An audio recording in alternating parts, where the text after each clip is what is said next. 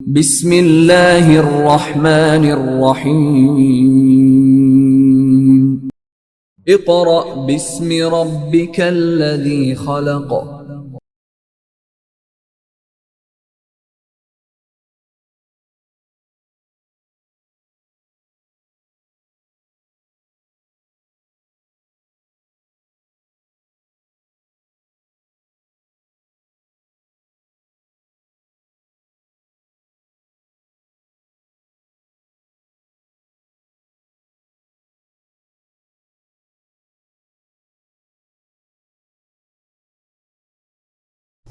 Students, अब हम तीसरे दिन के काम का आगाज़ करेंगे और तीसरे दिन के काम में किताब का सफ़ा नंबर 6 और 7 है।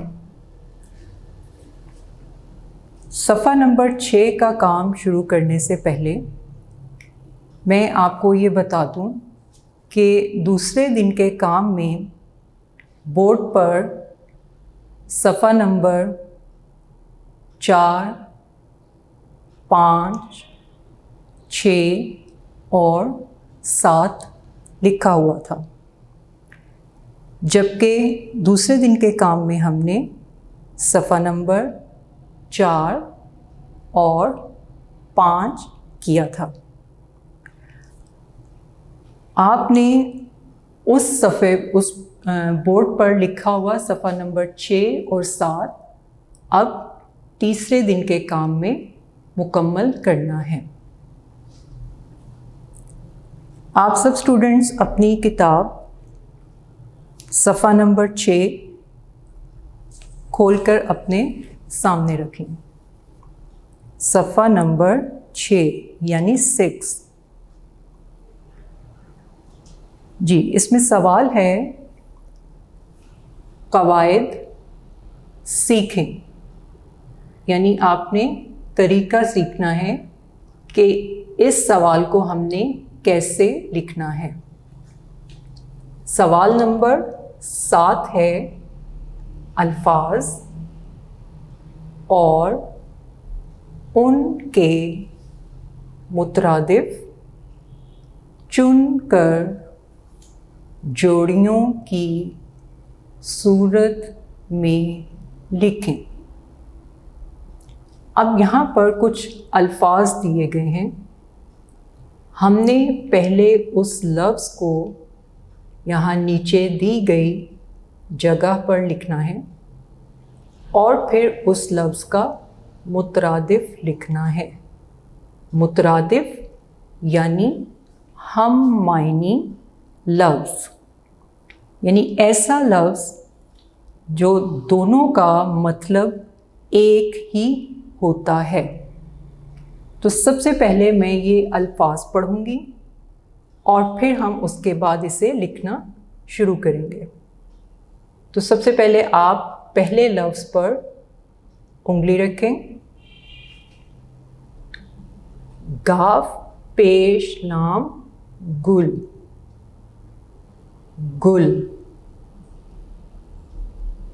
फलक,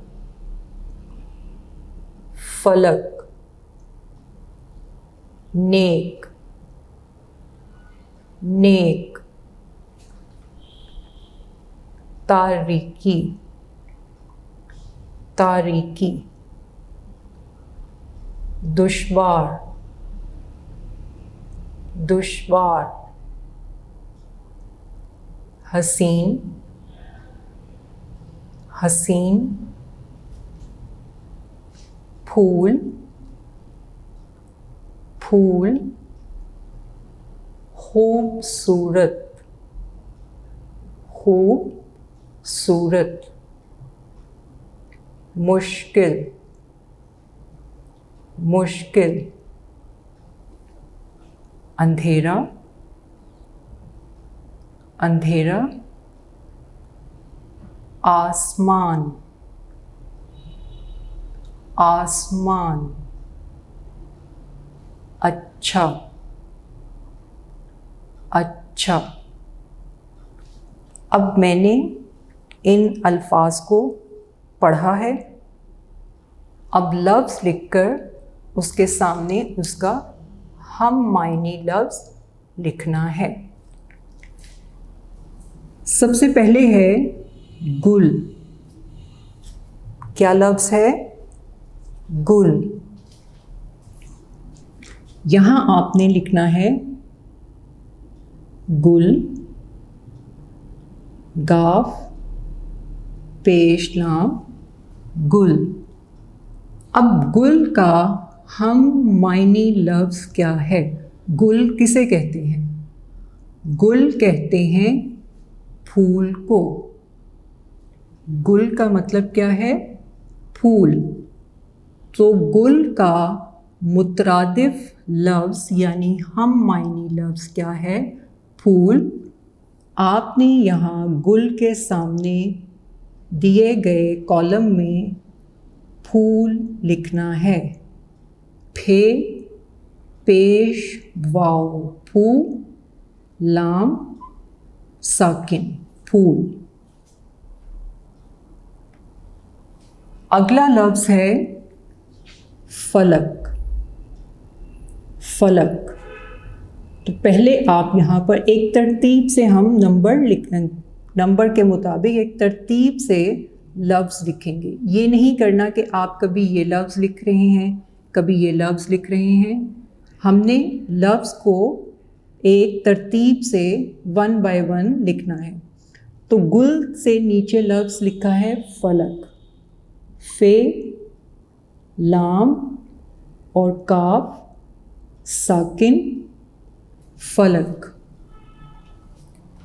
फलक का हम मायनी लफ्ज़ यानी मुतरादिफ क्या है?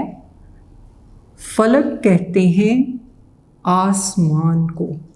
तो यहाँ हम लिखेंगे आसमान, आसमान।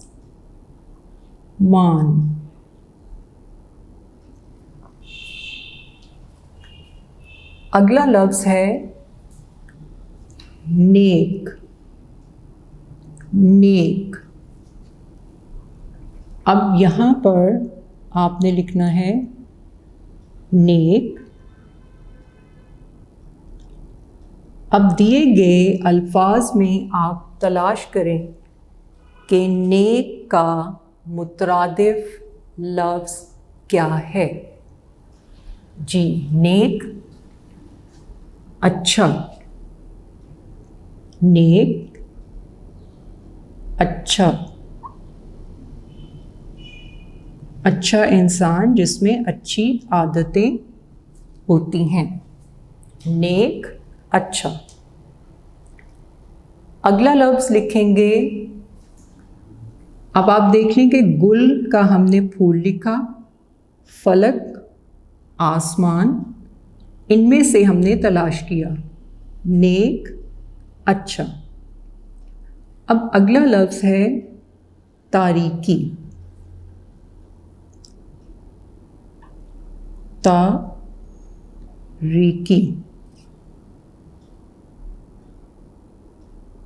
तारीकी का क्या मतलब होता है?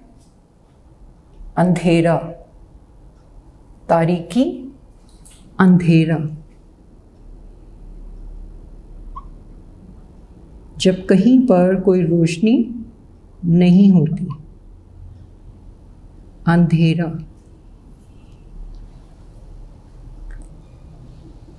अगला लफ्ज़ है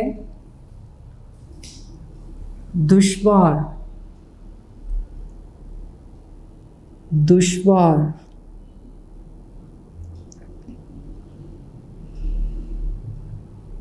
दुश्वार का क्या मतलब है? इसका हम मायनी यानी मुतरादिफ क्या है? मुश्किल। दुश्वार मुश्किल। जैसे पहाड़ पर चढ़ना बहुत मुश्किल होता है।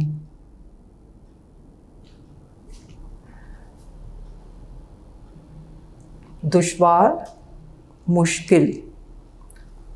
अगला लफ्ज़ है हसीन। हसीन। हसीन का मुतरादिफ लफ्ज़ क्या है? खूबसूरत, हसीन, खूबसूरत।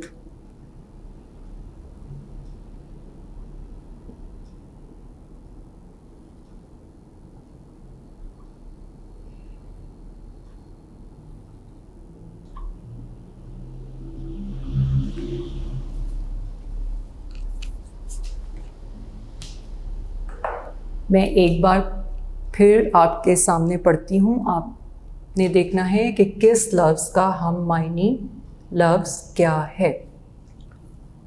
गुल, फूल,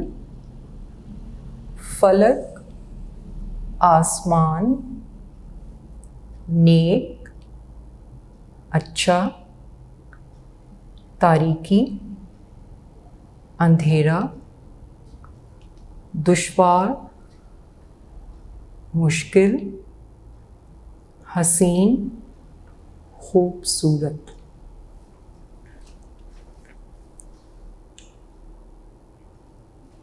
अगला सवाल है फ़ेल माजी यानी गुज़रा हुआ ज़माना। फ़ेल काम करना, माजी गुज़रे हुए ज़माने में किया जाने वाला काम फ़ेल माजी कहलाता है। दिए हुए जुमले गौर से पढ़ें। कल दादा जान बाज़ार से फल लाए थे।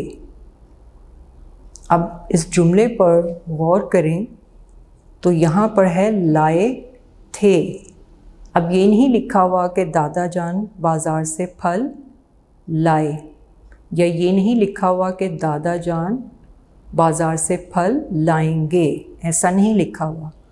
लिखा है दादा जान बाज़ार से फल लाए थे, यानी ये बात मुकम्मल हो चुकी है, ये काम मुकम्मल हो चुका है। रज़ा पिछले हफ्ते इस्लामाबाद गया था। गया था यानी वो पिछले हफ्ते, जो हफ्ता गुज़र चुका है, उस हफ्ते वो इस्लामाबाद गया था। ऊपर दी हुई मिसालों से पता चलता है कि दादा जान गुज़रे हुए ज़माने में फल लाए थे और रज़ा भी गुज़रे हुए ज़माने में इस्लामाबाद गया था। वो काम जो गुज़रे हुए ज़माने में हुआ हो उसे फ़ेल माज़ी कहते हैं। अब सवाल नंबर 8 है। दी हुई तस्वीर गौर से देखिए और इससे मुतालिक फ़ेल माज़ी के 5 जुमले कॉपी में लिखें। अब आप इस सफ़े पर दी गई तस्वीर को गौर से देख लें। इस तस्वीर में अब्बू जान, अम्मी जान, एहसन और साइमा, ये फैमिली है। अब इस फैमिली से मुतालिक हमने फ़ेल माज़ी के 5 जुमले कॉपी पर लिखने हैं। ये मैं आपको कॉपी पर लिखवाऊंगी। अगला सफ़ा है सफ़ा नंबर 7।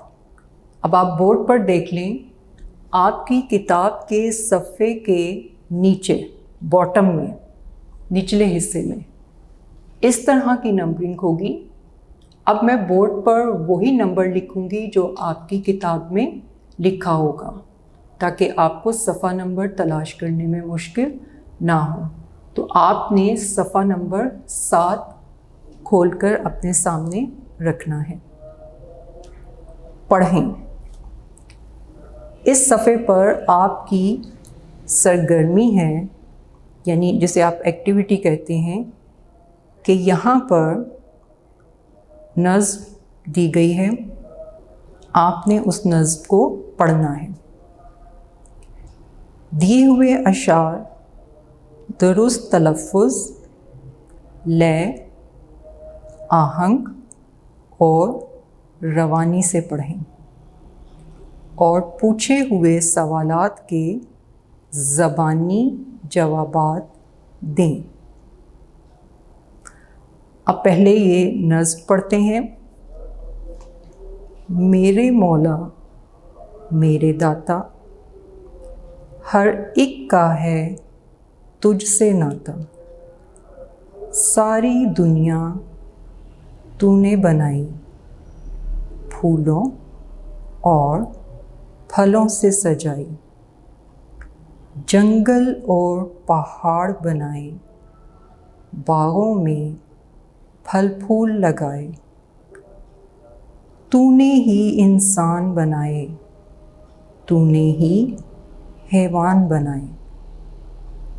इल्म सिखाने वाला तू है, अक्ल बढ़ाने वाला तू है। हमको सीधी राह दिखा दे, नेक बना दे, एक बना दे। अब इस नज़्म के शायर हैं शफ़ीकी अहदी पुरी। ब्रैकेट में लिखा हुआ है, ये शायर का नाम लिखा हुआ है जो जिन्होंने ये नज़्म लिखी है।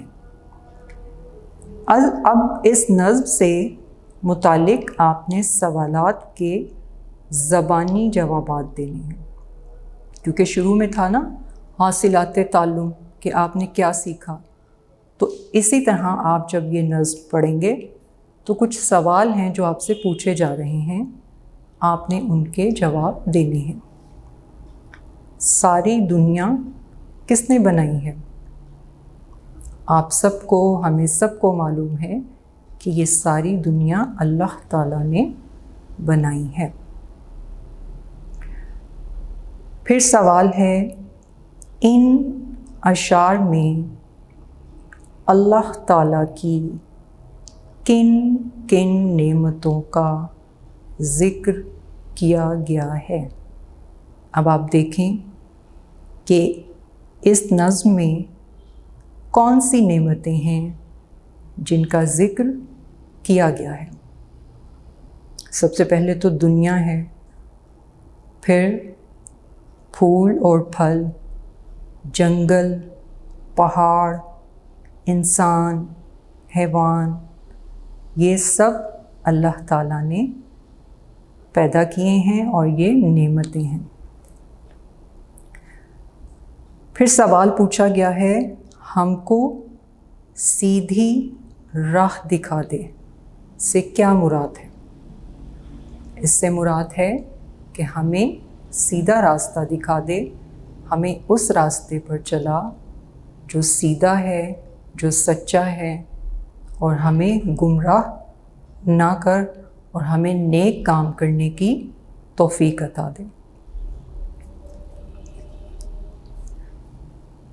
फिर अगला सवाल है, कुछ नया लिखें। अब ये आपने ख़ुद से लिखना है। आप सोचें और ख़ुद से लिखें, आपकी कौन सी 5 ऐसी दुआएं हैं जो आप चाहते हैं कि अल्लाह ताला कबूल कर ले। अब हर इंसान की कुछ दुआएं ऐसी होती हैं, वैसे तो इंसान चाहता है कि उसकी हर दुआ ही कबूल हो, लेकिन हर दुआ कबूल नहीं होती, क्योंकि उसमें भी अल्लाह ताला की कोई बेहतरी होती है, अल्लाह ताला की मर्ज़ी होती है।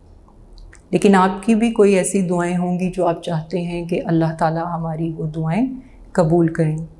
जैसे आप कहते होंगे कि अल्लाह ताला हमें इम्तिहान में कामयाबी देना, हमें पास कर देना, या किसी भी चीज़ की ज़रूरत होती है तो आप कहते हैं कि अल्लाह ताला हमें हमारे माँ बाप ये लेकर दें, तो वो भी अल्लाह ताला से आप मांगते हैं। तो बहुत सी दुआएं ऐसी हैं जो आप चाहते हैं कि वो कबूल हों, वो आप अपने अल्फाज में लिख सकते हैं।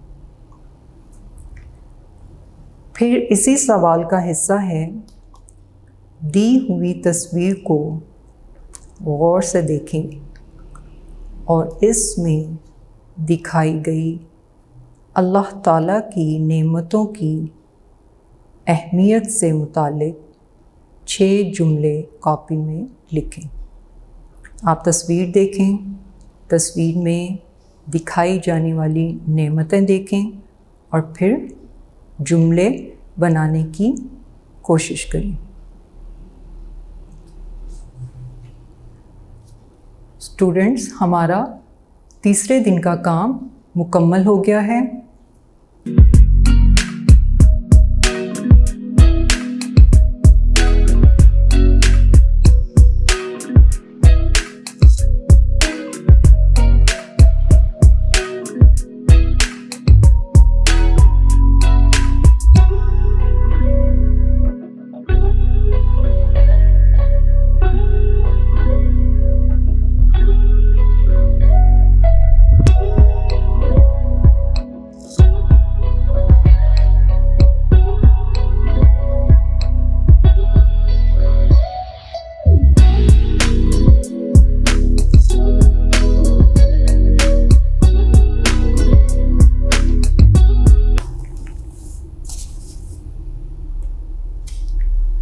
स्टूडेंट्स, अब हम चौथे दिन के काम का आगाज़ करेंगे और चौथे दिन के काम में सबक नंबर 1 हम्द के अल्फाज मायनी, इमला और कुछ सवालात के जवाब लिखेंगे। तो सबसे पहले हम हम्द के अल्फाज मायनी लिखेंगे।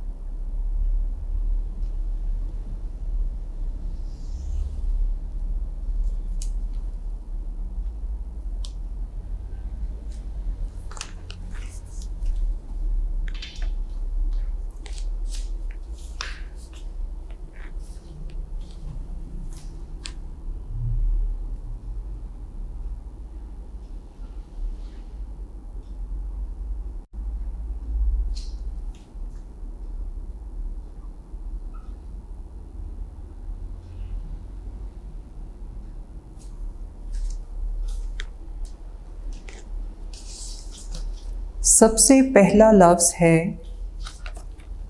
अज़मत,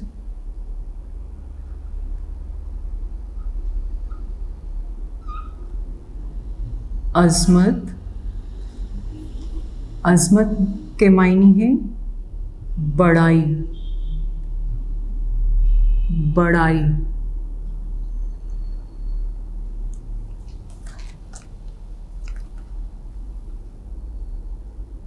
संसार, संसार।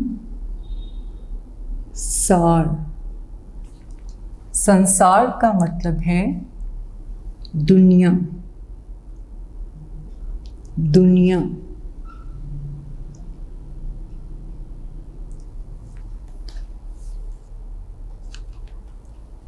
अगला लफ्ज़ है संवारे, संवारे। इसका मतलब है सजाए या निखारे।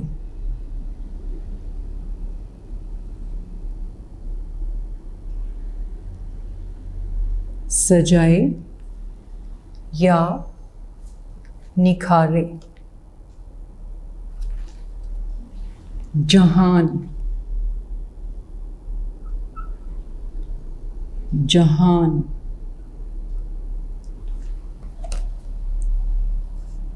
जहान का मतलब भी दुनिया है।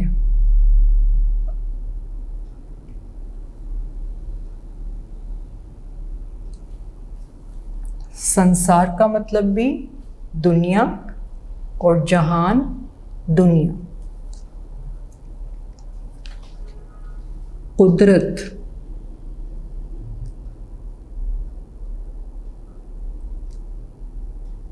कुदरत। कुदरत का मतलब है ताकत या इख्तियार, दोनों लिख सकते हैं। इख्तियार।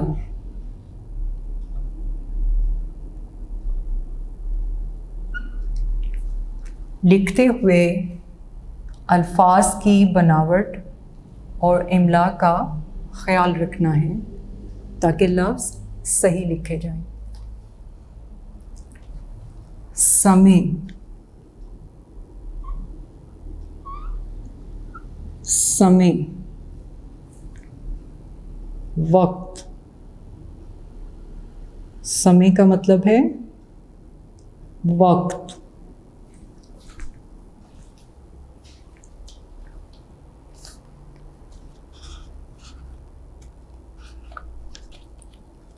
अब हम इमला के अल्फाज लिखेंगे। इमला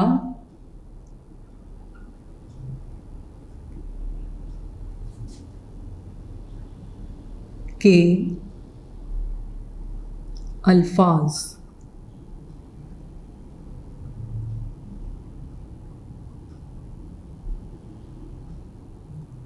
अच्छा, जब आप लफ्ज़ इमला लिखेंगे तो लाम अलिफ ला के आगे आपने हमज़ा नहीं लिखना, ये गलत लफ्ज़ होगा।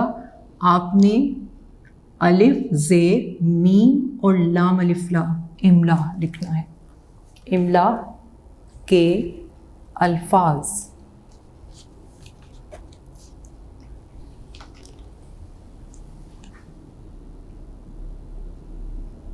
नंबर 1 कुदरत। नंबर 1 कुदरत।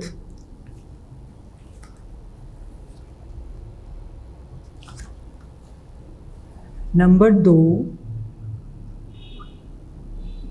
नज़ारे। नज़ारे। ज़ोए के ऊपर आपने शद डालनी है क्योंकि इसकी 2 आवाज़ें निकल रही हैं। नज़ारे। मंज़र। नज़ारे का क्या मतलब होता है? मंज़र।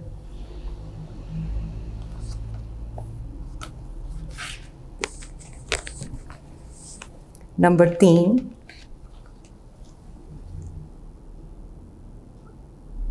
आसमां।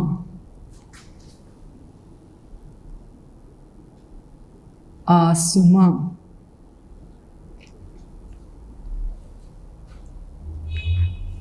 नंबर 4 संसार। संसार।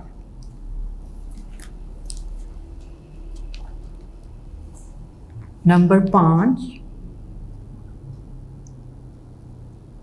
निखारे। निखारे। जैसे जब बारिश होती है तो बारिश का पानी पत्तों को धो देता है, पत्तों पर, दरख्तों पर मट्टी होती है और बारिश की वजह से वो मिट्टी साफ़ हो जाती है, तो दरख्त, फूल, पत्ते ये सब निखर जाते हैं, साफ़ सुथरे हो जाते हैं। नंबर 6, बाग। बाग।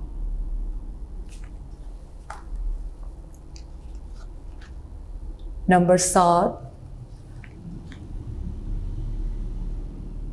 चराग। चराग।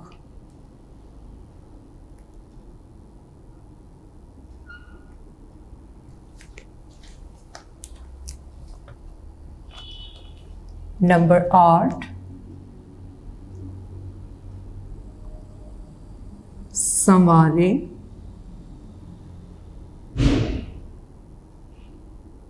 संवारे।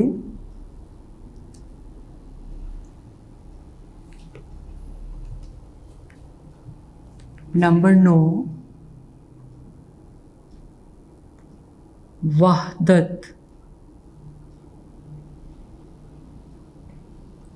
वहदत।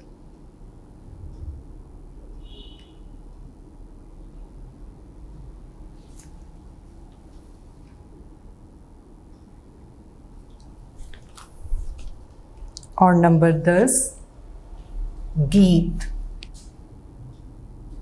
गाफ ये और ते साकिन, गीत।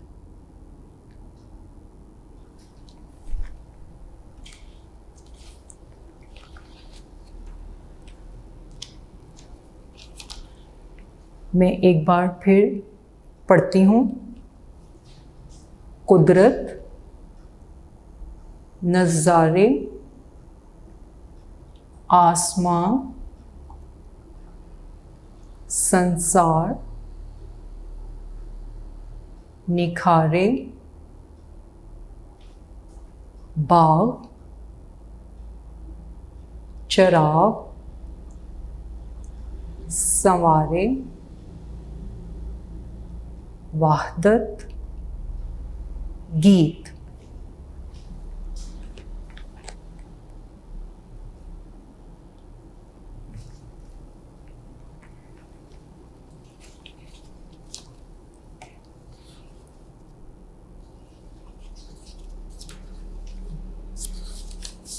अब सवाल नंबर 1 है,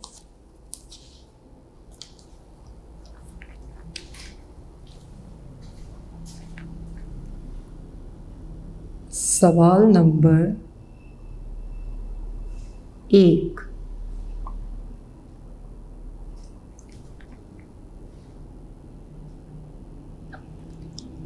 फूल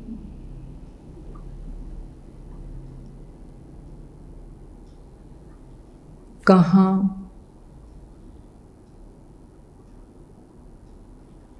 खिलते हैं?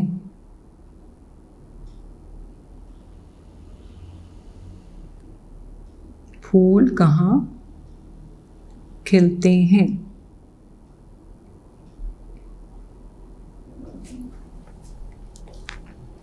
जी, फूल कहाँ खिलते हैं?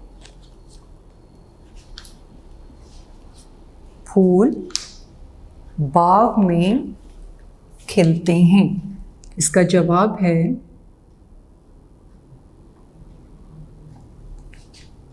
फूल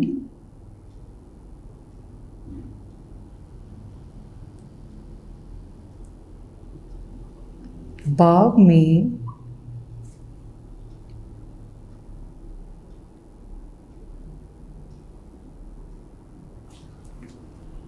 खिलते हैं।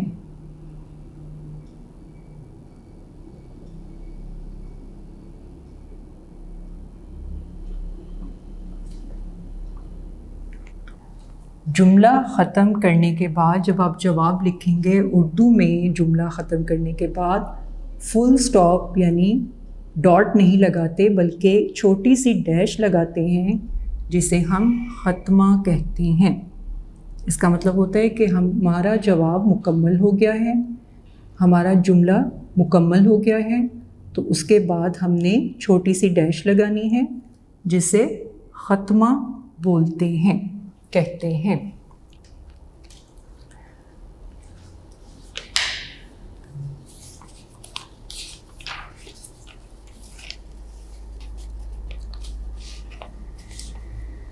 सवाल नंबर 2 है,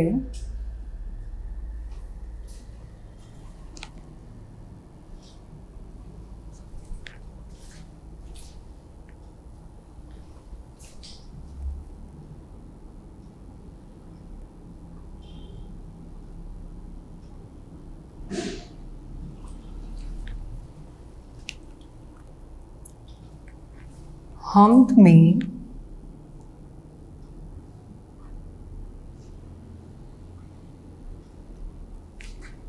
किन चीज़ों को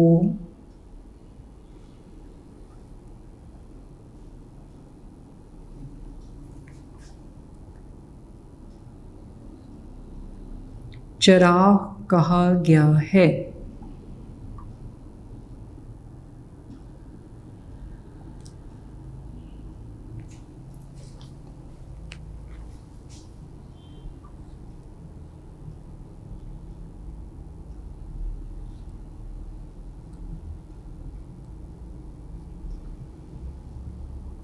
हम्द में किन चीज़ों को चिराग कहा गया है? इसका जवाब है जी, आपने नज़्म हम्द पढ़ी थी,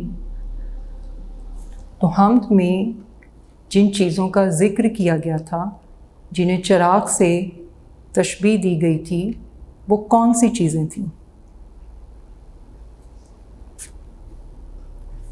जी, हम्द में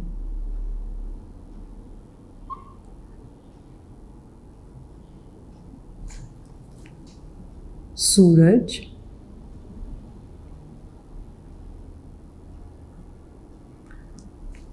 सूरज के बाद आपने यहाँ पर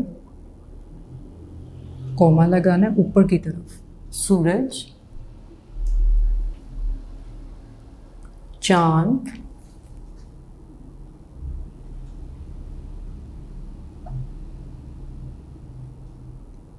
और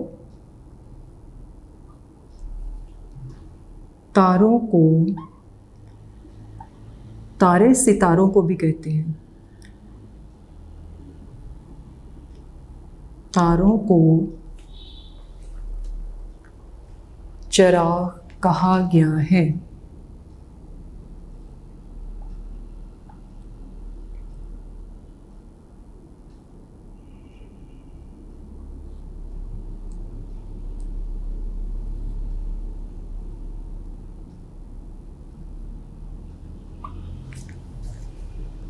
क्योंकि सूरज, चाँद और सितारे ही दुनिया को रोशन करते हैं। इनकी रोशनी की वजह से ही दिन रोशन होता है। तो हम्द में सूरज, चाँद और तारों को चिराग कहा गया है।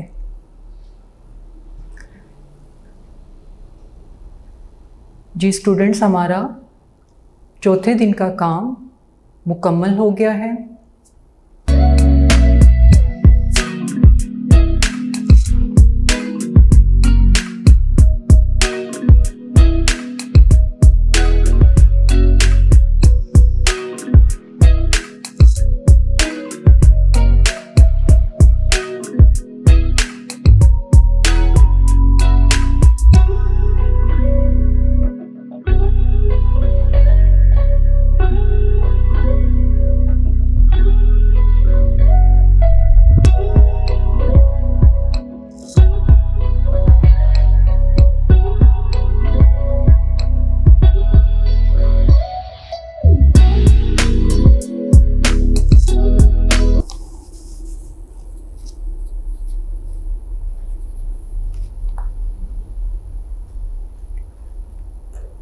स्टूडेंट्स, अब हम अपने 5वें दिन के काम का आगाज़ करेंगे और 5वें दिन के काम में भी सवाल जवाब शामिल हैं।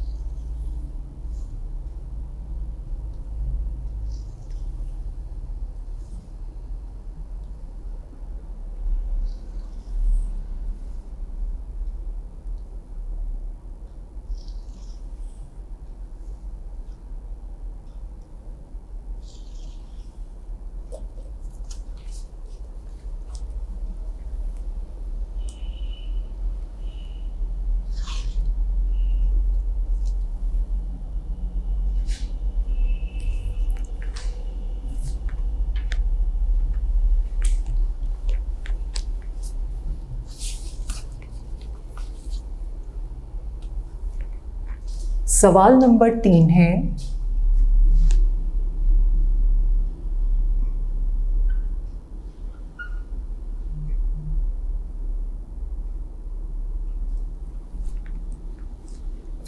सवाल नंबर 3,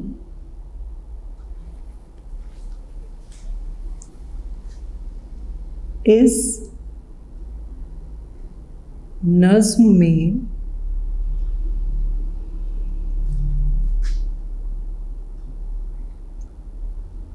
किन किन नज़ारों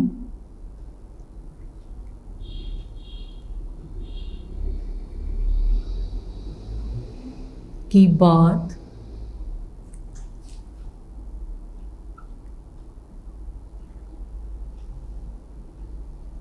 की गई है?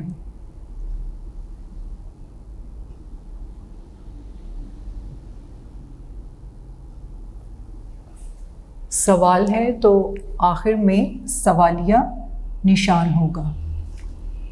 इस नज़्म में किन किन नज़ारों की बात की गई है?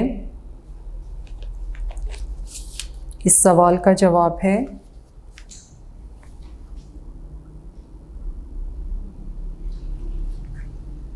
इस नज़्म में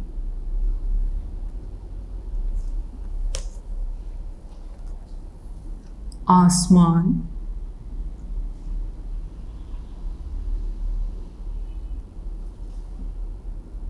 ज़मीन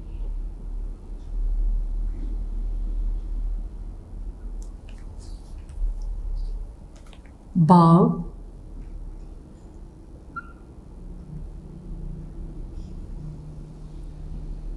फूलों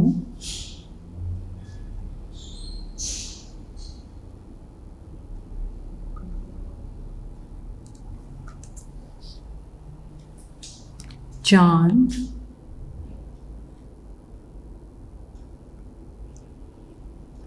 और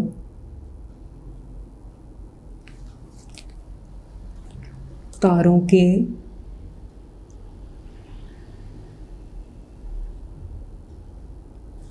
नज़ारों की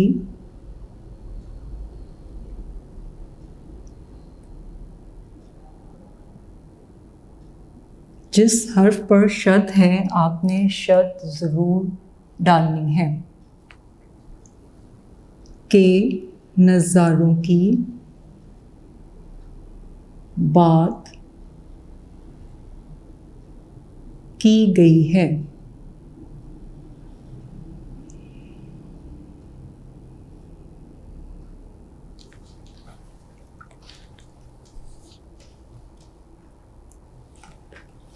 सवाल नंबर 4 है,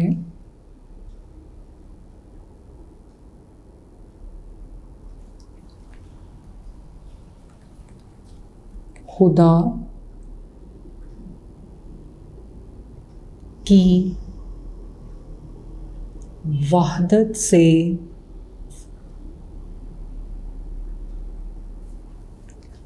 क्या मुराद है?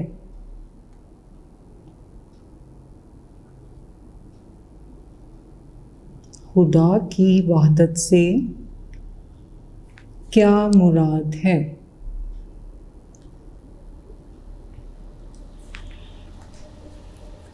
जी, खुदा की वहदत से क्या मुराद है? वहदत एक यानी अकेला। इसका जवाब है खुदा की वहदत से मुराद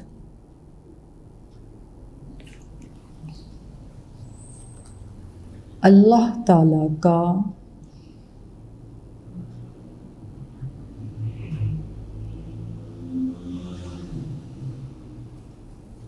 अल्लाह ताला का एक होना है।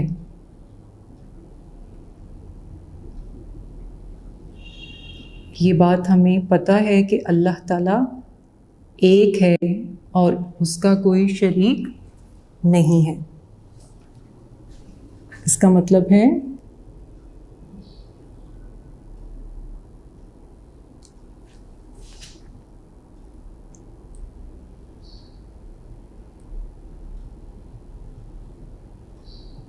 इसका मतलब है किसका मतलब है? वहदत का, यानी अल्लाह ताला का एक होना और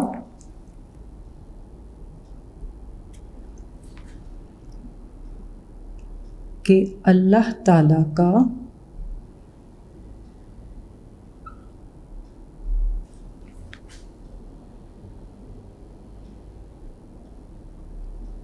कोई शरीक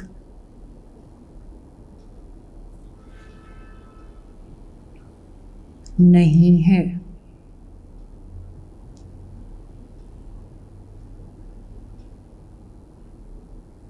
अल्लाह ताला अकेला है और उसका कोई साथी नहीं है।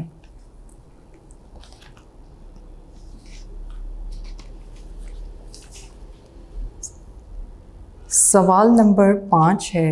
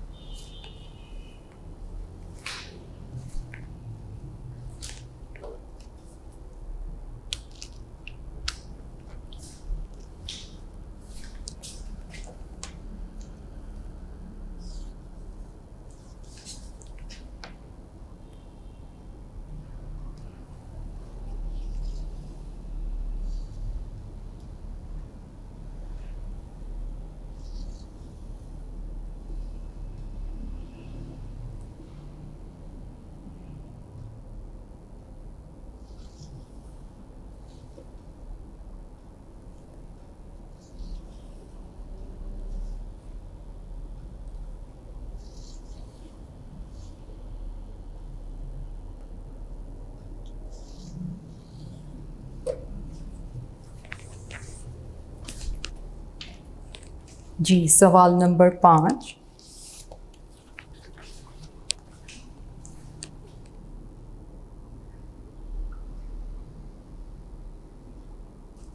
हम्द किसे कहते हैं?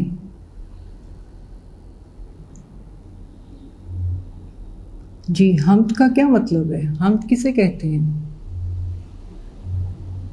पढ़ाई के दौरान मैंने आपको बताया था कि हम्द किसे कहते हैं। जी सोचें, क्या पढ़ा था?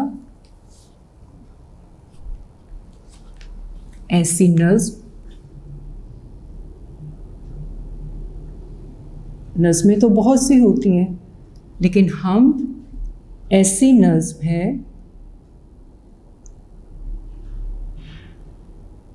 जिसमें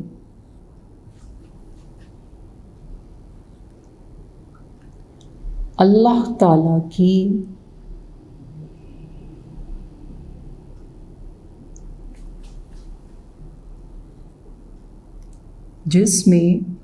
अल्लाह के साथ ताला ज़रूर लिखना है, सिर्फ अल्लाह नहीं लिखना।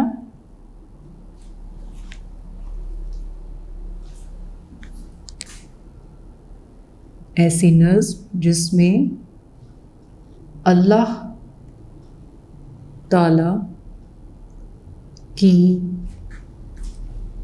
तारीफ़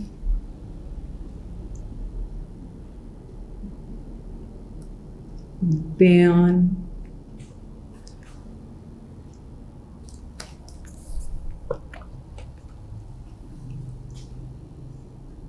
की गई हो।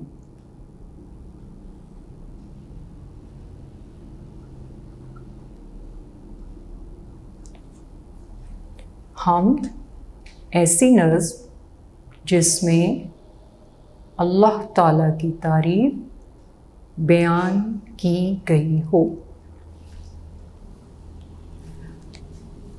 सवाल नंबर 6।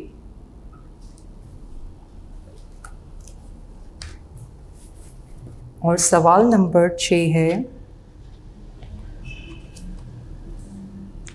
अल्लाह ताला ने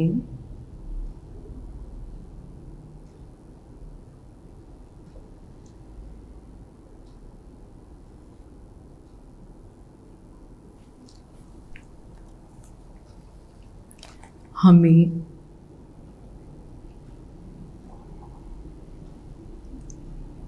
किन किन नेमतों से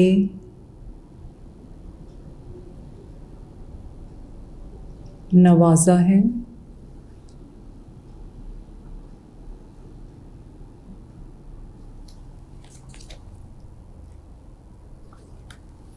कोई सी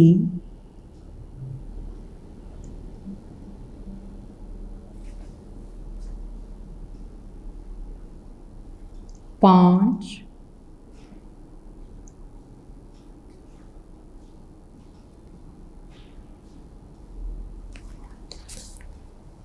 नेमतों के नाम बताएं।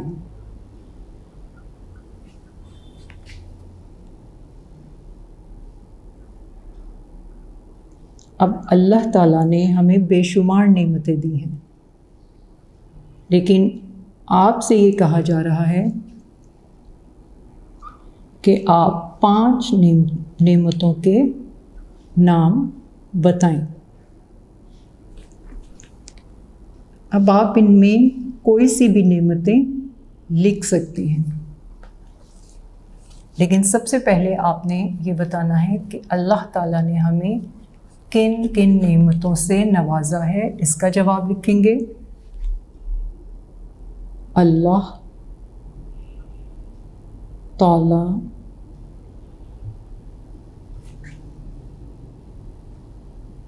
ने हमें बेशुमार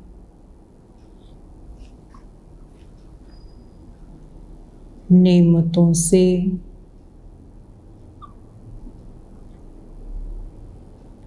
नवाजा है।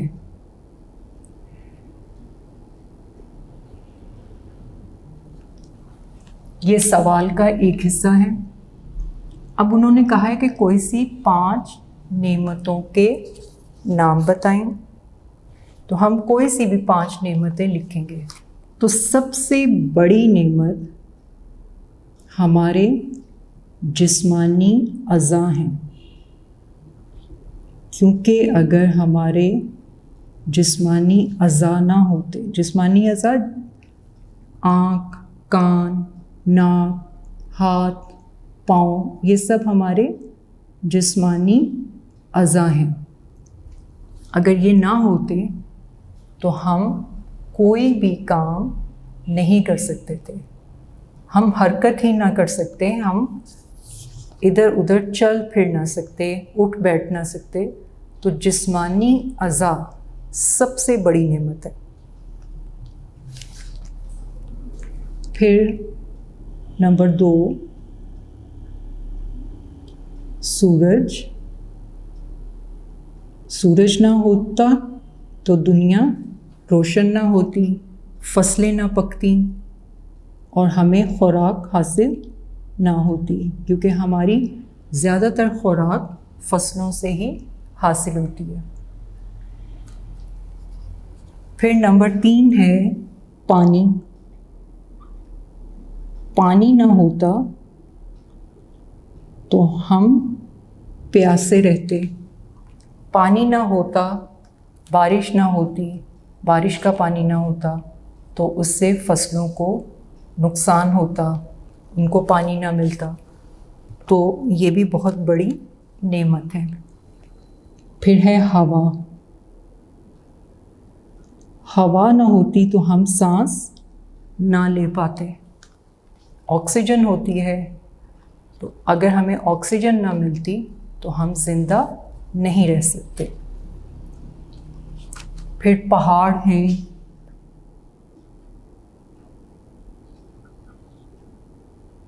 जिन्होंने ज़मीन को अपनी जगह पर रखा हुआ है, कायम रखा हुआ है। और एक और लिख लेते हैं, दरिया। आपने कोई सी 5 लिखनी है, हम ज़्यादा भी लिख सकते हैं।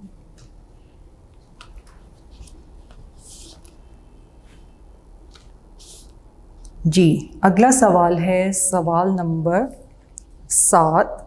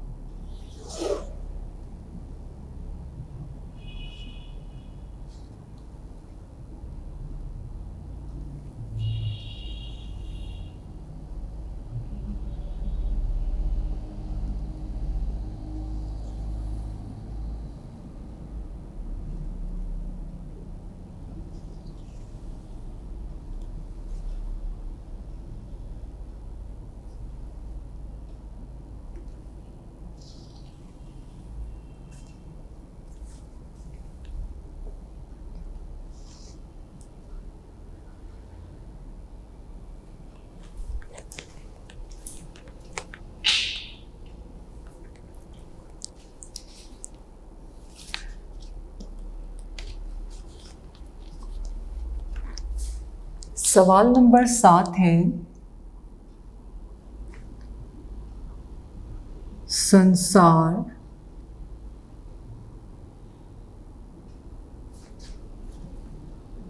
बनाने वाला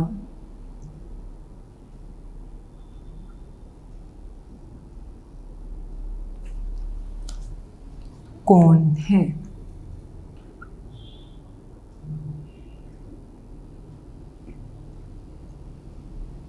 जी, इस संसार को किसने बनाया है? संसार, दुनिया।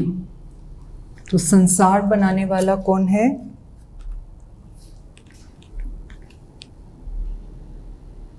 संसार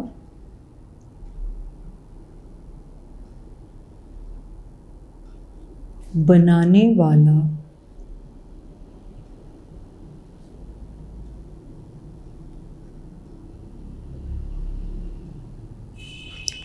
अल्लाह ताला है।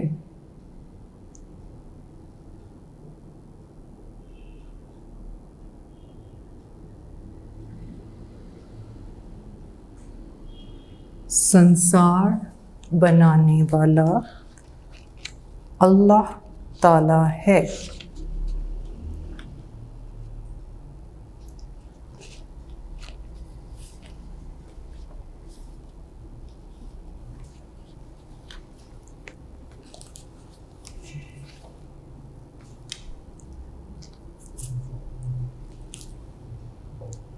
जी स्टूडेंट्स, हमारा 5वें दिन का काम मुकम्मल हो गया है।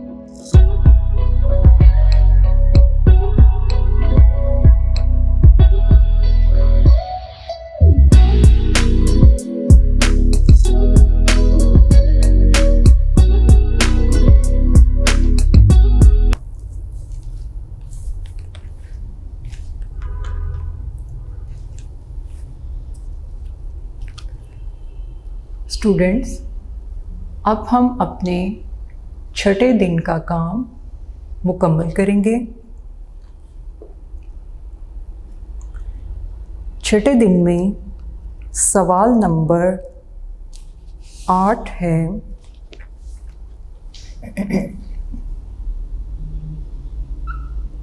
सवाल नंबर 8, तारे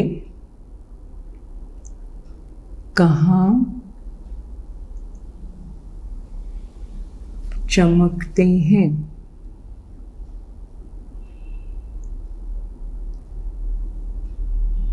तारे कहाँ चमकते हैं?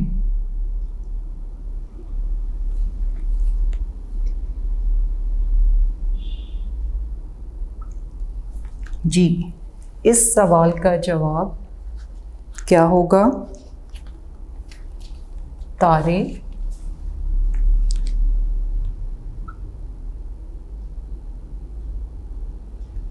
आसमान पर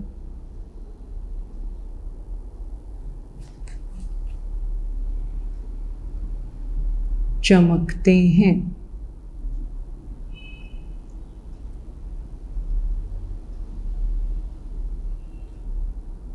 तारे आसमान पर चमकते हैं।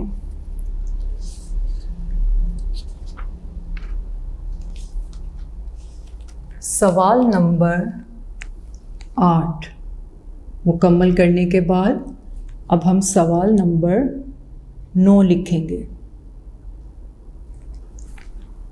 अच्छा, सवाल नंबर 9 आपकी किताब में दी गई तस्वीर से मुतालिक है, जिसमें आपने फ़ेल माज़ी से मुतालिक 5 जुमले लिखने थे।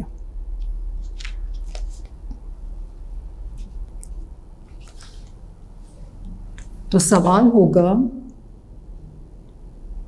दी हुई तस्वीर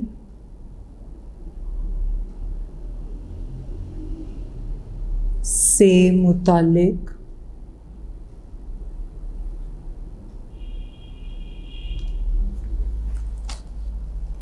फ़ेल माज़ी के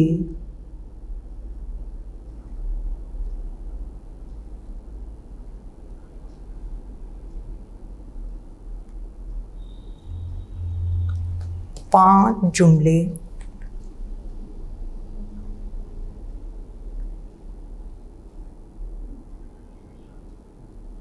लिखें। अब आपने उस तस्वीर को जो आपकी किताब में दी गई है उसको जहन में रखते हुए 5 जुमले लिखने हैं। तो सबसे पहले नंबर 1। अब आपने तस्वीर देखी है, उससे मुतालिक पहला जुमला क्या होगा? अब्बू जान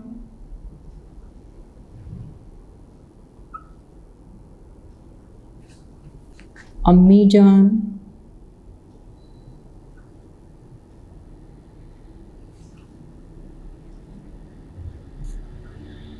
एहसन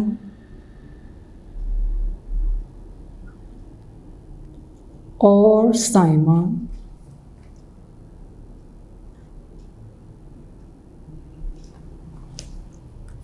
बाग में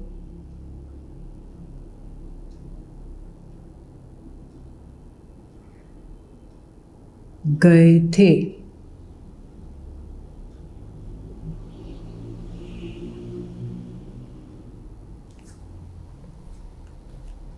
अब यहाँ देखा, बाग में गए थे, ये माजी में बात हो गई। नंबर 2,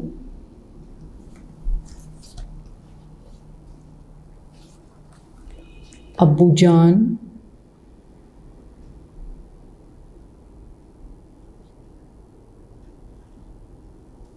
और एहसन फुटबॉल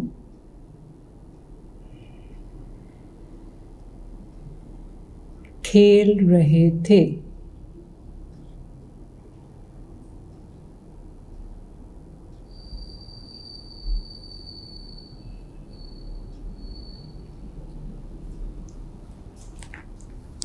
नंबर 3,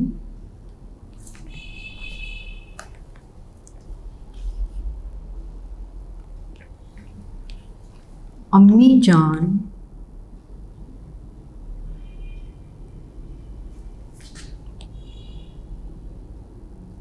किताब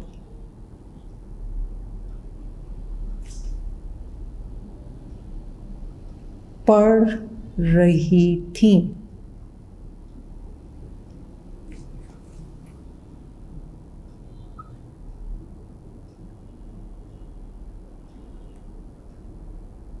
अम्मी जान किताब पढ़ रही थी। नंबर 4,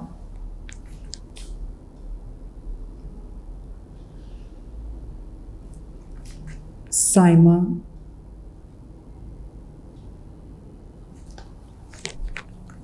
बाग में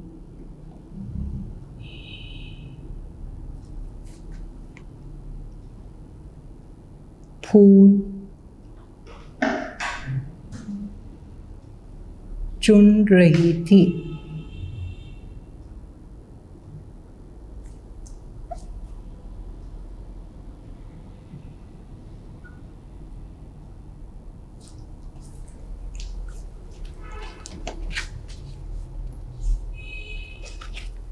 और नंबर 5 है, ये मैं यहाँ पर लिख रही हूँ, सब घर वाले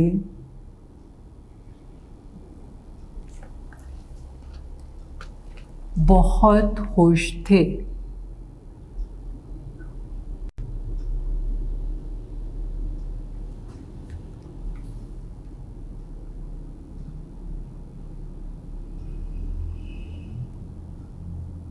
सब घर वाले बहुत खुश थे। आपका छठे दिन का काम मुकम्मल हो गया है।